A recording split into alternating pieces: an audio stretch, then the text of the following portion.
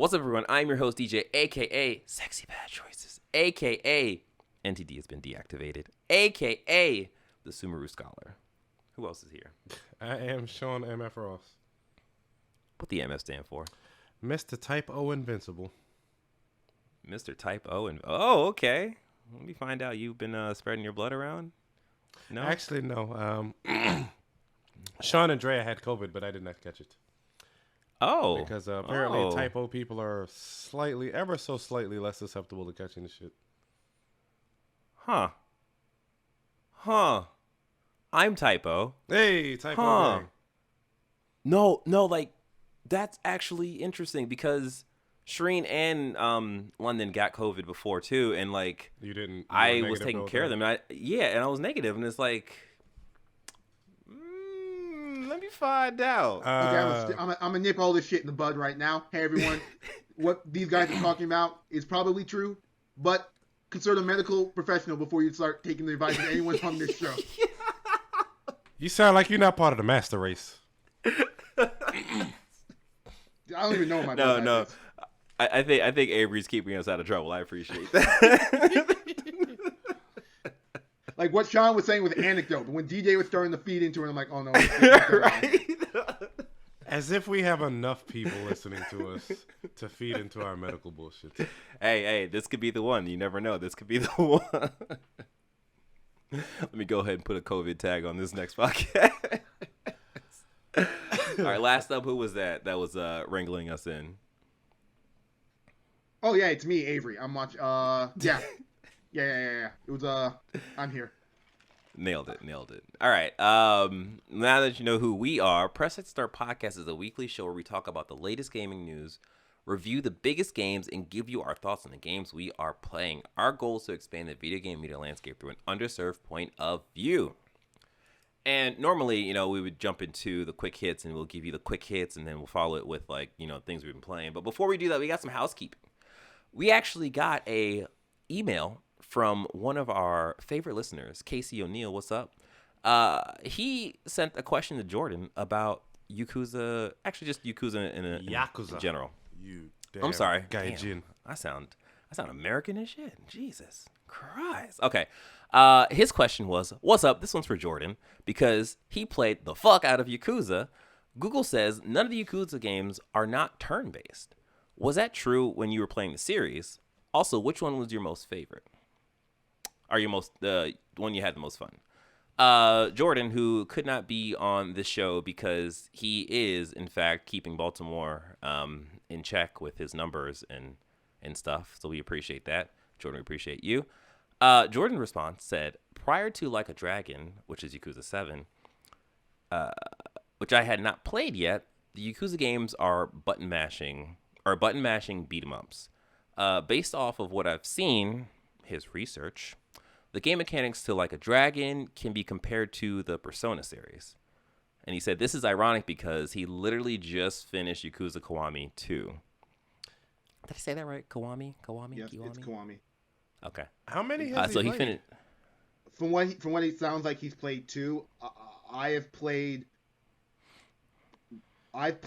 0, 1, 2, and 3. And I stopped because all Yakuza games are. Once you played one Yakuza game, you've played them all, and like that's not a slight against Yakuza. It's just a true fact They're about formulaic, right? Formulaic of the series, yeah. And right. From what I can remember, yes, Like a Dragon is the first time it was turn-based, and it was inspired by a how would I say this? An April Fool's joke. I want to say 2 or 3 years before that game came out. Where they're like, hey guys, April Fools, our next Yakuza game is going to be a fucking turn-based game. And they're like, Yakuza fans were like, nah man, we don't want this. And they're like, alright, cool. So they made Judgment. And they're like, psych, the next Yakuza game is going to be turn-based. Yikes. So actually to answer your question, Sean, Jordan has played 3 out of the 7. And he had he be going, I thought he done ran through the series a couple times. Well, I mean, they're like really, really big games, though, right? Yes. I may surpass him. Oh, okay. We got a little friendly competition going on here. I'll be the cheerleader Yeah, I can do that. You do that, you tall neck horse. I think they're gonna start coming on PlayStation Plus Premium or Extra, whatever the hell, on the 16th. So by the time they hear this, it'll be Yeah. See. Yeah.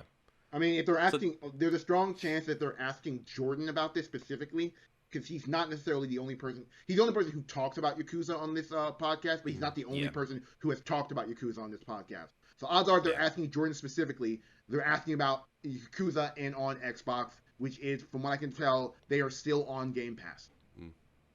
Mm-hmm. Yes. All those words that Avery said is true. All right. Well, there you go, Casey. Now you'll be able to make a more informed decision. And you other listeners who are not Casey, if you would like to email us a question and have it answered live on our cast, as we did just now. Live. You could email us live, yes. Yes, actually, you're right. Yes, good thing you put the quotations. Yeah, you can email us at pressx2. This is TO, not number 2. It's TO. So pressx2 start podcast@gmail.com. So do that. You can also, just like the podcast, like the show. Give us a good review. Do all that good stuff because we need it. We need to know that you're watching and that you're enjoying the show. Because if you're not enjoying the show, stop watching. Goddamn shit. No, I'm joking. Keep watching if you're not enjoying.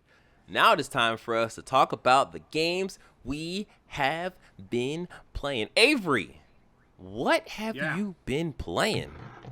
So hey everyone, I have been actually playing video games this week. Once again, it's rare that I'm on this. I know I gotta be better about this, but I just need more games to come out that I'm actually interested in that aren't just small indie games. Okay, so let's put it there. So I played a lot of Guilty Gear this week post Evo. That was to get back into that game because I hadn't touched it since I beat this. I watched the story mode ages ago, but a bunch of brand new characters into the game, cool new characters to try out, like Testament. I want to see how Bridget felt since I haven't played her since. Yeah, Double X. And yeah, she's pretty much it's Bridget. If you were annoyed by her in the original Guilty Gear, you're gonna be annoyed by her now. So that's fun. I also really love her design in that they got rid of the whole she looks like a nun, and now she just wears a hood that has a nun habit effect to it, which really gets away from that part of her lore, which I think is fascinating. But yeah, only a little bit of Guilty Gear. I played a lot of Apex Season 14 because it's a new season of Apex Legends, and I'm always down to play a new season of Apex Legends. The number one thing is that they introduced a new legend, Vantage, who is a recon legend who I thought when she was leaked would have a Kraber as her ultimate. That's not there. She's a bit more balanced. She's actually not that busted in comparison to a lot of characters. She's kind of mid, but her main ability is that if she looks down the sight of any scoped, if she looks down the sky of any soap, if she looks at the target, she can tell what armor the target's wearing and how many members are on their team currently, which essentially is really good information for an early mid-game if it's you play aggressive. Because then you look at this target, they got all whites. We're just going to full send them on the Vantage shoots from the back line. We should be able to wipe that fight if we've got triple purples or some bullshit. Her primary ability is the ability to direct her bat echo to anywhere on the map and then reposition to that. I think it has a distance limit. It has a distance, I think about 75 meters or so. Yeah. It's a really good ability in terms of solo play, and I think that's where she really excels as a legend. In that her team utility isn't that strong, especially at a high level, but her solo fragging ability, if you're a cracked shot, is really good. And then her ultimate ability is that she can pull out a sniper rifle that it's pretty much, she can pull off Sentinel essentially, and it does basic damage on the first shot, but if she hits you once, the next shot and the shots of all your allies are going to do greater damage. So she's this amazing support backline player, but she's but you have to be able to hit your shots. I think the first shot is 50-ish to the body, and then the next is double. Yeah, so it's about 100. So she's a really good fragger in the right hands, but she's not she's not replacing any of the other recon. If you're getting hit 3 times by somebody sniping, you deserve to die anyway. So I mean, it is what it is. Yeah, he has the only comps I can think of, and shout out to Al Relelli for theory crafting this, that work with Vantage, is you play Loba and you play Newcastle, and it's a team that you don't necessarily need rotational ability because every one of those characters has at least a 75-meter escape on their kit in some form. So there is a level of mobility, and then Loba provides you with resources, while Newcastle provides defensive utility. But that's about it. I think she's a pretty mid character. They brought back King's Canyon, which I don't know why they keep doing. Like, People yeah, love you it. brought. It's a bad map. It's like People no like amount toxic relationships, Avery. it's so it's like the reason Sean hasn't seen me online is that like I'm only playing pubs because like I'm not going to play ranked on King's Canyon. Come on. And so like I only play if like Olympus or Storm Point is online because I'm not fucking playing King's Canyon. That map sucks. And that's about it in terms of Apex. I'm having fun. I continue to have fun with that game. And then what people actually want to hear me talk about is Cult of the Lamb. But I think you guys should probably talk about what you guys have been playing before I talk about that. I downloaded Outer Wilds. I do not like it. You know what's funny? I think, I did the exact same thing. I literally did the exact same thing. I was like, I'm gonna play this, and I have not touched it. Like, I think we should wait for the PS5 update to come with better frame rates because I feel like okay. I don't know if it's the turning speed or the frame rate or whatever, but it's damn near nauseating. Really? At least for me, and it feels choppy as shit. And this Wow. doesn't look like a very graphically intensive game. I don't know why it runs like this. Terrible optimization. Interesting. I was curious just because of all the Hype and stuff surrounding it. if you want to call it that, yeah, where they just like you can't tell people about it. They got experiences. So I'm like, Yeah. check out what the hell it's about. I don't like the way it kind of controlled, and this feels like a game that should be played on PC.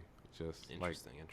I did this one little portion where you're doing you're testing your 0G, spacesuit where you kind of,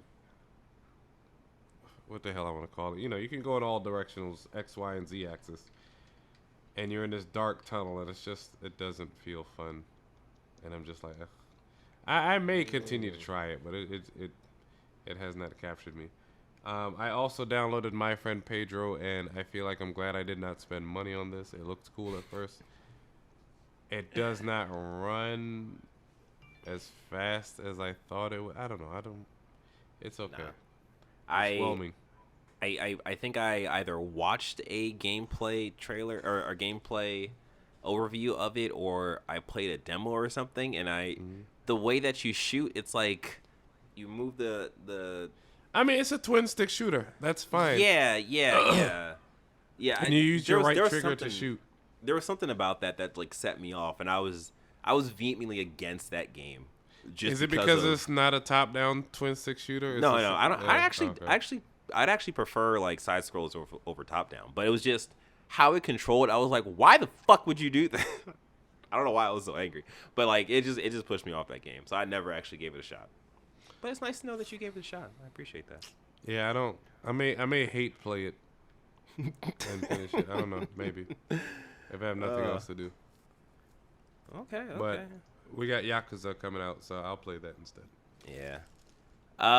So for me, I am doing a lot of things at the same time. Yeah. So for me, I last week I was gonna give my Gundam GBO2 Unicorn impressions, and I can sum up by this one quick sentence.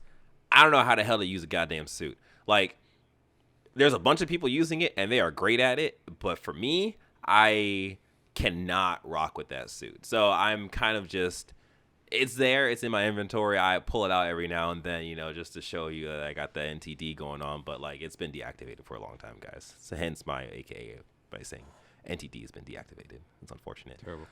Yeah. Other than that, I had to make a choice between spending time in Genshin versus spending time in MultiVersus, because I really want to spend time in MultiVersus. But Genshin, the Sumeru update is coming out in like 2 weeks. No, next week. By the time you hear this, it'll be next week. So I have to pretty much wrap up the story stuff in that, so I'll be all caught up for the new update.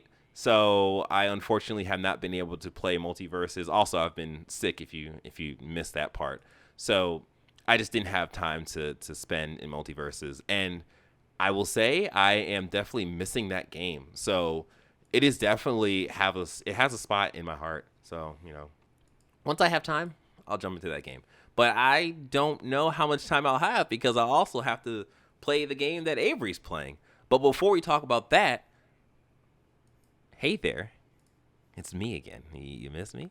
If you're watching us or if you're listening, can you do the thing where you hit that like button, hit the subscribe button, hit the notification bell? That's, of course, if you're watching. But if you're listening and if you see a like button, hit it. I don't know where you at, but just hit that like button. But also, pause the podcast. Give us a little review, on that podcast app that you're using. And then come back to the show. If you're doing the video, you don't have to do all that. You don't have to pause. You can just watch the show and do the same thing. You can multitask. And we'll appreciate it. So once you do all that, we would greatly appreciate you doing that for us. But yeah, once you do all that, then you can come back to the show and enjoy this wonderful content that we have going on, especially talking about a little game called Cult of the Lamb. So Avery, you've been playing a game? Yeah, I've been playing Cult of the Lamb for the last 3 days. I got the game, I started playing Thursday night, and I am, according to my in-game clock, somewhere around 10 hours into the game, and as far as I can tell in terms of actual completion, I am 3 dungeons down with 1 more to go and at least 2 more bosses, and I've done pretty much 80% of the cult stuff in the game. So I'm pretty much at the end game. Like, if I really had like 2 hours after this to play, I can just beat it now. Yeah. If I wanted to move on, I think the platinum might want to go fuck itself because I'm not the 4 trophies there are 4 trophies specifically for fighting the bosses without getting hit. Oh, and, that's never fun. Get to one of my complaints about this game is that I don't like its combat. Oh.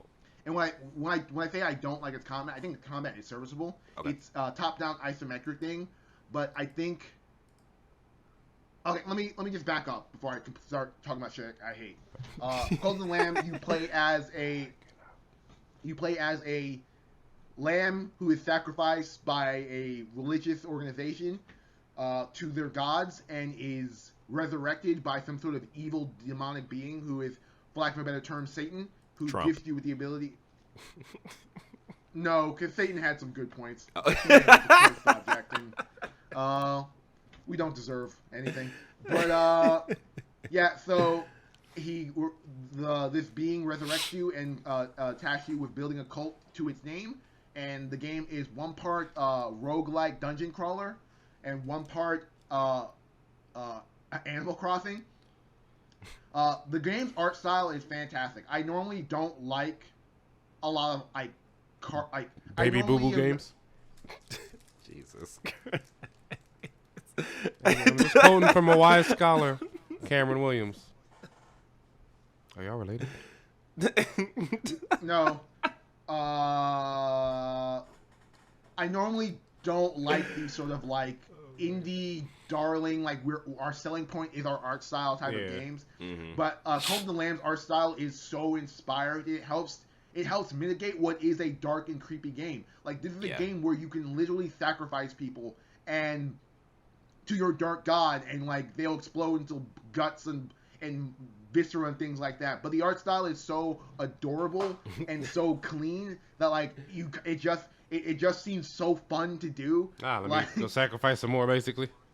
I mean, yeah, one of this game's biggest flaws in terms of that I can think of is that both the Animal Crossing and the dungeon crawling work hand in hand, but both of them have a finger off, if that makes sense. Whereas it's not a firm handshake. There's a little thing where you fundamentally don't really need to do any of the Animal Crossing stuff, especially after maybe the first third of the way through the game, because you can easily muscle your way through the rest of the game without touching it at all, and it's just kind of superfluous. You can't beat the game without doing the dungeon crawling stuff. So the Animal Crossing stuff does feel sort of superfluous at the end of the day. But if you do both, they work hand in hand, and the Animal Crossing stuff can make your character stronger to make the dungeon crawling easier. And you can get things from the dungeon crawling stuff to make the Animal Crossing stuff move faster. Yeah. And so they work in that way. But you get to a point, especially where I'm at, where there's not enough depth in the Animal Crossing stuff to really make that super interesting and fun to me. And there's not enough depth in the roguelike dungeon crawling to really make it super interesting.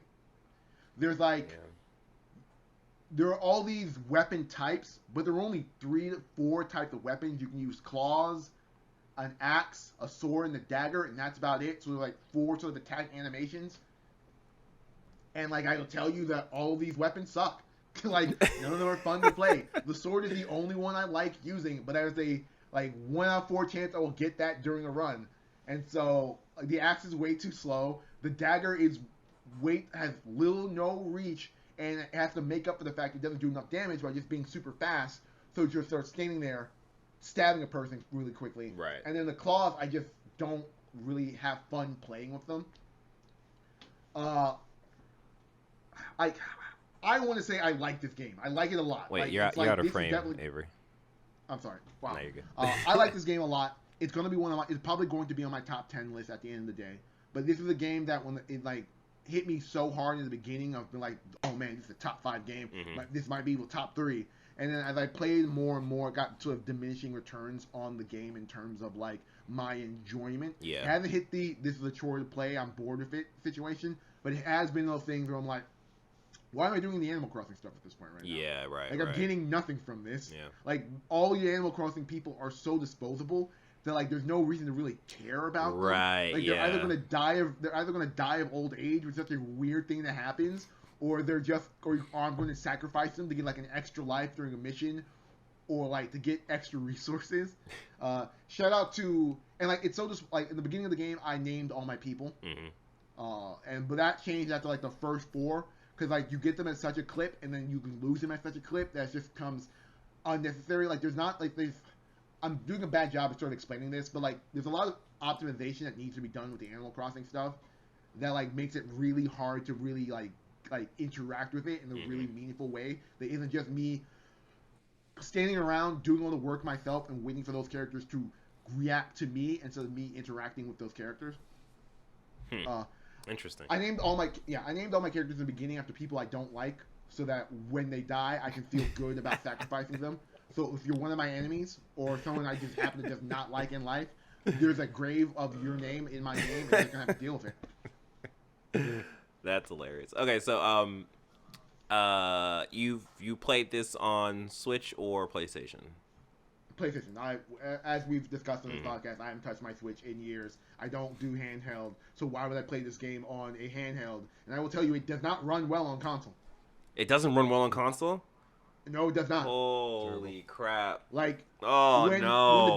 When the day and night cycle in the game switches, it freezes on that on the actual intersectional screen between day and night. I've had multiple times where I've had to abandon runs because the game just wouldn't let me progress, or it got froze on a black screen that didn't let me progress. Yikes.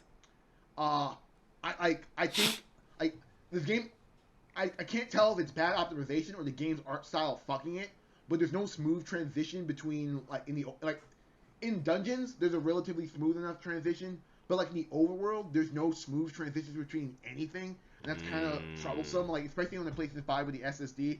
I don't think there should be any hiccup of a game this small in terms of going from scene to scene. So it really feels like an optimization issue.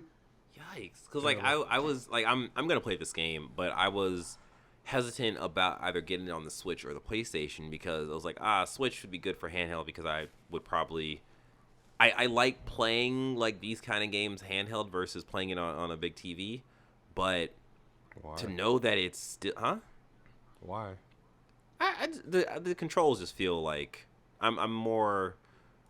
I don't know. That's a good question. I don't really have a solid answer other than the fact that it's just I yearn to play this on handheld for some strange reason in my belly.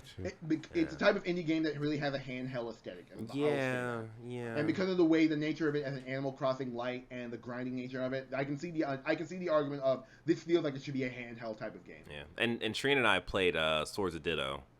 together on the Switch. So it was very much akin to like the same like top down like hack and slash kind of thing.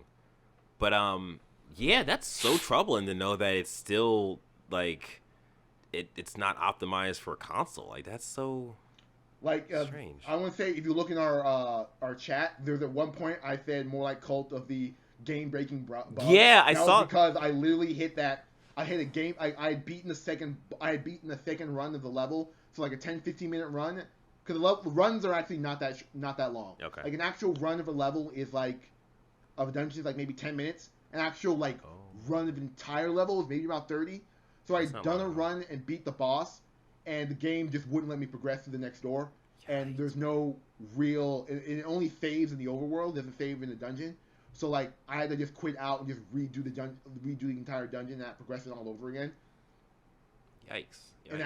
But it was one of those things where it was like the run was so short that I'm like, I'm not angry. Yeah. I didn't really lose much. It was like, I lost 10 minutes, so I just moved on to something else and came back and didn't even feel like I lost anything. Right. One thing I really like about this game that I not mentioned because I've been so down on it right now is that like it has so many cool systems that encourage you to play the Animal Crossing portion to unlock them.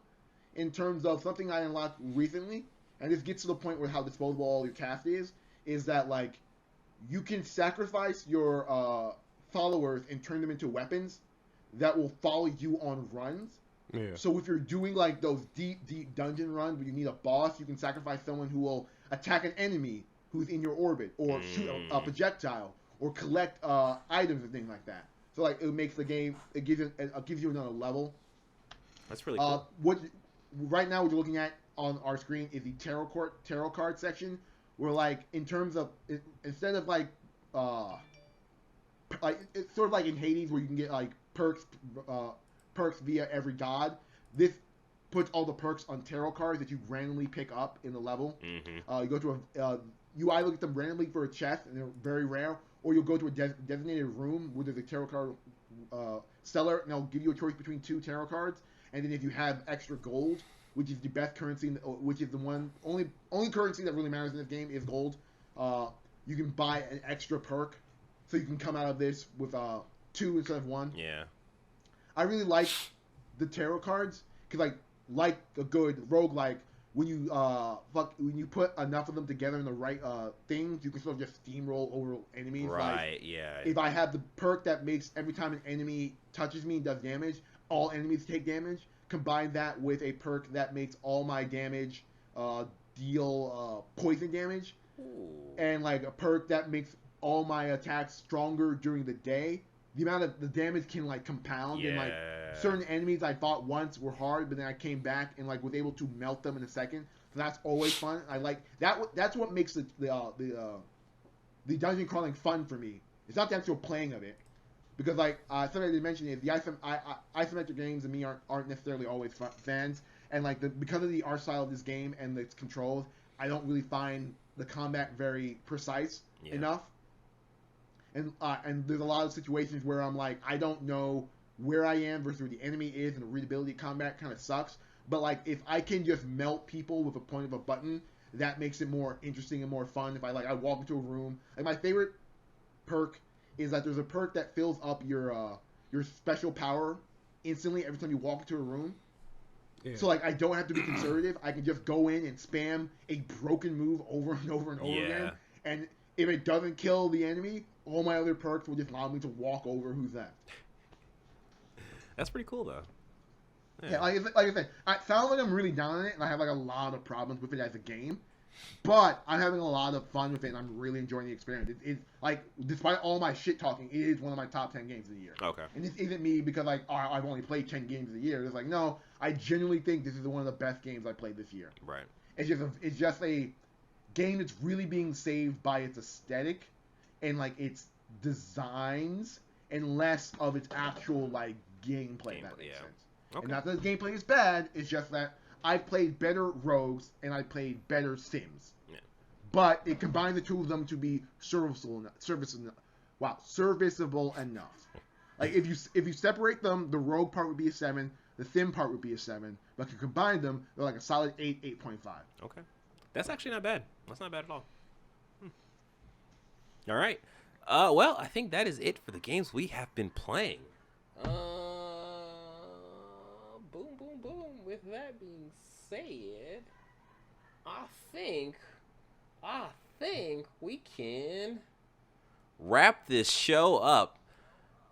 Well, thank you for watching or / listening to our podcast. This has been the Press X to Start podcast. We hope you enjoyed this podcast as much as we enjoyed making this podcast. In case you missed all the details, you can find all that and more on the website at pressx2start.com.